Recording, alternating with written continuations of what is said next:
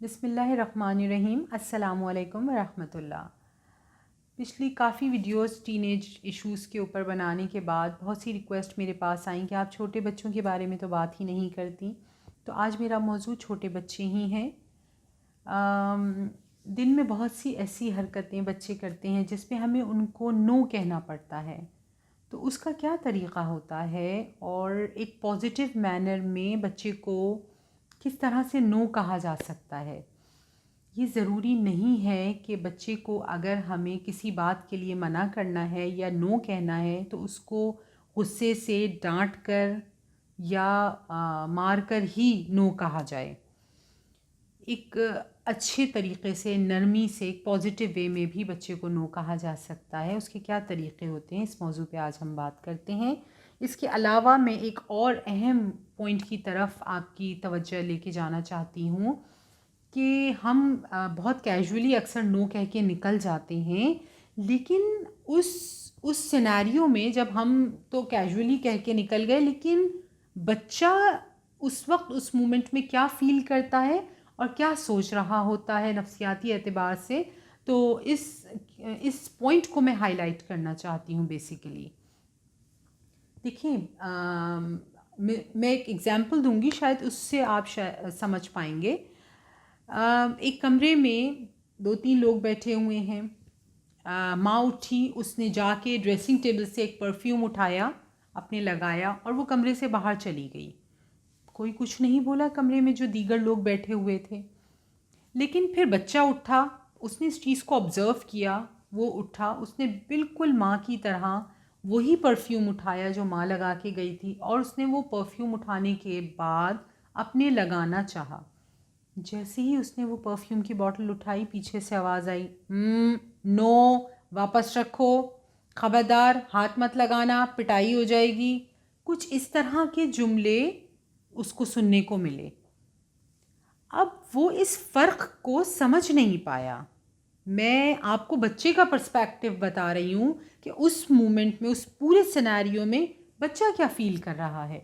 आपने तो नो कह दिया, ठीक है, लेकिन वो ये समझ नहीं पाया कि मेरी माँ उठी, उसने ये परफ्यूम लगाया और वो बाहर गई, कोई कुछ नहीं बोला। लेकिन मैं उठा और मैंने वही काम किया, तो मुझे उस पर डांट पड़ रही है या मुझे उसको मना किया जा रहा है। तो जो चीज़ मेरे माँ के लिए अलाउड है, उसको मुझे क्यों मना किया जा रहा है। तो ये उस मोमेंट में बच्चा सोच रहा है, जिसके बारे में हमने कभी कोई तवज्जो ही नहीं दी। इसी तरह एक और एग्ज़ाम्पल ये कि माचिस अगर बच्चे बहुत शौक़ से उठाते हैं, क्या वजह है? इसलिए कि वो माँ यूज़ कर रही होती है माचिस। अब ज़ाहिर है, मैं ये नहीं कह रही कि आप माचिस बच्चे को खेलने के लिए दे दें। माँ तो कैजुअली माचिस जलाई, चूल्हा जलाया और कुकिंग करनी शुरू कर दी, लेकिन बच्चे ने जैसे ही माचिस जलानी चाहिए, उसको ना सिर्फ डांट पड़ी बल्कि मार भी खानी पड़ी। वो इस फ़र्क को नहीं समझ पाता।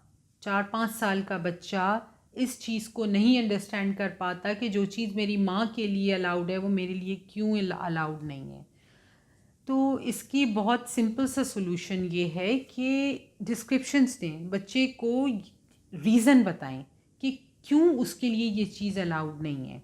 तो इसका तरीक़ा ये है कि अगर छोटा बच्चा है 2-3 साल का, जिसको बोलना नहीं आता, जो बात नहीं कर सकता, तो उसको बहलाकर या उसकी अटेंशन को डाइवर्ट करके आप किसी चीज़ से उसको रोक सकते हैं जो उसके लिए नुकसानदेह है।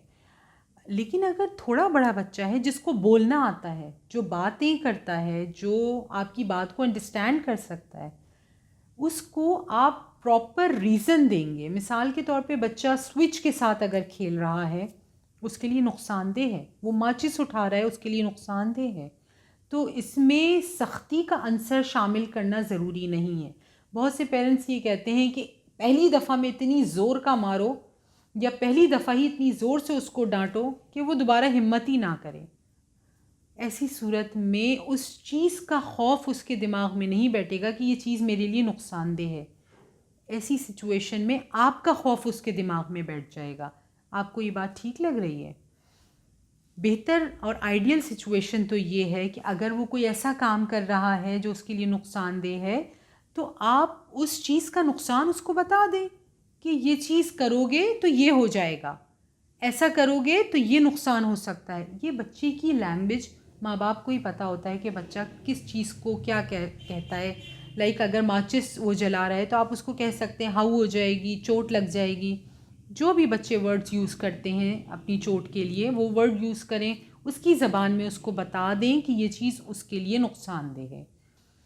इसके बाद थोड़ी सी बड़ी एज में अगर हम आते हैं तो सेल फ़ोन उनके लिए बहुत बड़ा इशू है बच्चों के लिए, लाइक 6-7 साल के। तो उनसे हम मोबाइल फ़ोन ले तो लेते हैं, लेकिन आपने उसके बदले में उसको ऑप्शन क्या दिया? उसने ये चीज़ देखी कि मोबाइल मेरा बाप तो यूज़ कर रहा है, मैं नहीं कर सकता। उसकी कोई जस्टिफिकेशन भी उसको नहीं दी गई, ठीक है?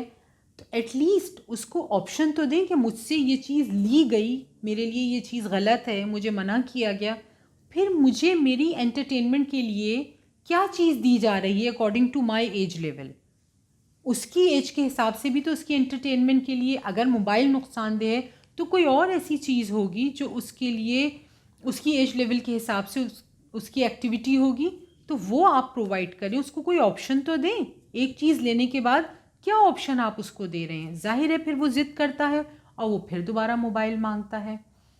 तो अब बहुत से पेरेंट्स होते हैं जो मुझसे ये पूछते हैं कि जी क्या हम कैसे तय करेंगे और हमें बच्चे को अगर नो कहना है तो किस बात पे कहना है और किन बातों पे नहीं कहना। तो इसका बहुत सिंपल सा सॉल्यूशन मैं आज आपको देती हूँ। देखिए 4 एज ग्रुप्स में मैं डिवाइड करती हूँ। एक एज ग्रुप है उसका लर्निंग स्टेज 1 से 10 साल, दूसरा है ट्रेनिंग स्टेज 11 से 20 साल। तो जो लर्निंग स्टेज है उसको भी 2 हिस्सों में डिवाइड करते हैं और जो ट्रेनिंग स्टेज है उसको भी 2 हिस्सों में हम डिवाइड कर लेते हैं। बात होती है नीड्स की और वांट्स की।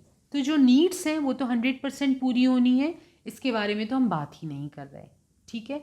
हम बात करते हैं विशेस की, यानी बच्चे की ख्वाहिशात की। ये कितनी पूरी करनी है और कितनी नहीं करनी है और इसका क्या रेशो होना चाहिए। पहला एज ग्रुप आता है 1 से 5 साल। इस एज में अगर बच्चे की 5 ख्वाहिशात हैं, 5 में से 5 भी अगर पूरी कर ली जाएं कोई हर्ज नहीं है। छोटा है, उसको समझा के कभी बात पूरी कर दी और कभी उसको बहला लिया गया। अब आते हैं 6 से 10 साल वाली एज में। अब इसमें रेशो को थोड़ा सा आपने कम किया। मिसाल के तौर पर बच्चे की 5 विशेज़ में से आपने 4 विशेज़ उसकी पूरी की और 1 विश पे आपने उसको नो कह दिया। अब बच्चे की आदत पड़ रही है नो सुनने की, ठीक है। तो यही आदत हमें बेसिकली उसकी एडल्ट एज तक इस ट्रेनिंग को कंटिन्यू रखना है कि वो नो सुनने का आदी रहे। अब आपने उसकी 4 में से सिर्फ 4 ख्वाहिशात पूरी की और एक चीज़ पे उसको नो कह दिया और फिर उस पर कायम रहना है। ये नहीं कि बच्चे ने अगर रोना शुरू कर दिया तो आपने कहा मेरे सर में दर्द हो रहा है, इसकी ज़िद को पूरा कर दो ताकि बच्चा चुप हो जाए। तो फिर वो उस चीज़ को अपना हथियार बना लेता है कि मैं रोऊंगा तो मुझे चीज़ मिल जाएगी। तो ऐसी गलती बिल्कुल मत कीजिएगा।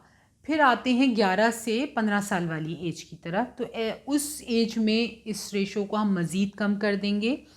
5 में से आप उसको 3 ख्वाहिशात पूरी करके और 2 ख्वाहिशात पे आप उसको बिल्कुल नो कह देंगे।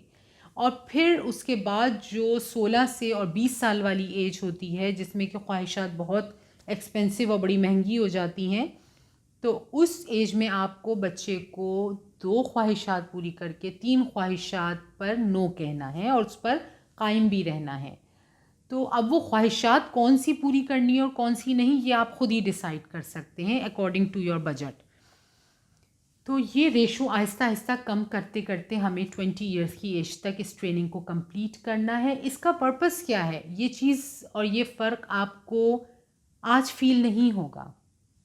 आज आप इस चीज़ को महसूस नहीं करेंगे कि ये कैसी और कितनी बेहतरीन ट्रेनिंग है जो आगे चल के बच्चे के कितना काम आने वाली है। अब आया वो यूनिवर्सिटी लेवल पे या प्रैक्टिकल लाइन में। अब वो दुनिया में निकला है दुनिया को फेस करने के लिए। यहाँ उसको बहुत सारे ऐसे लोग मिलेंगे जो उसको नो कह रहे होंगे। अब जॉब पे उसके एम्प्लॉइज़ हो सकते हैं, उसके मातहत जो उसका स्टाफ है वो उसको नो कह सकता है, या उसके जो सीनियर्स हैं वो उसको नो कह सकते हैं।